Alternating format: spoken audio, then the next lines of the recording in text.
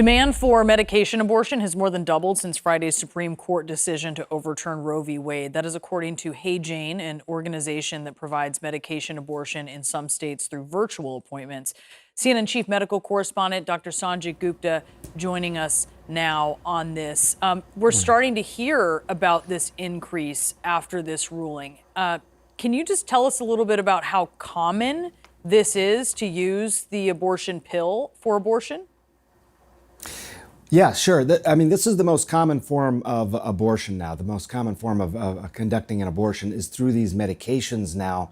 And if you take a look sort of historically, about, close to 30 years after Roe v. Wade, 27 years in the year 2000, is when they really came on the market in the United States, some version of these medication abortion pills. And you can see what has happened over the last 22 years. Now more than half of these abortions are performed using these medications. To give you more context, in 2019, according to the contraception journals, about 629,000 abortions were performed in the United States. About 340,000 of those were performed using these types of medications. It's typically two medications they're talking about, mifepristone and misoprostol. The first medication is something that blocks progesterone. So a woman's uterus, the inner lining of the uterus, starts to break down, and that effectively ends the pregnancy. And then usually a couple of days later, you take a second pill. So both of these are by mouth, second pill, and that sort of causes the uterus to contract, sort of removing the contents of the uterus. That's how this medication works. And it's, again, the numbers have gone up. You can also use it up until about 10 weeks or so of pregnancy, 70 days after the last menstrual period. Safety and efficacy, Sanjay, what's the data show?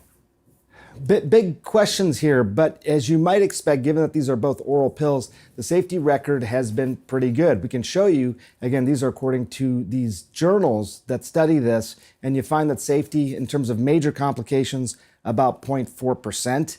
There's a mortality rate that's 0.0001%. So it's really safe.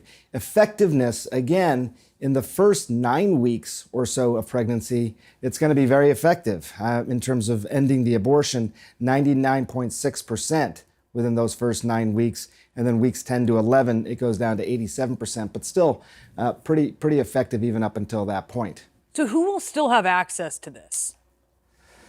Well, that is the sort of open question now. We were trying to dig into this at the state-by-state level. This is different, obviously, if you're sending pills by the mail.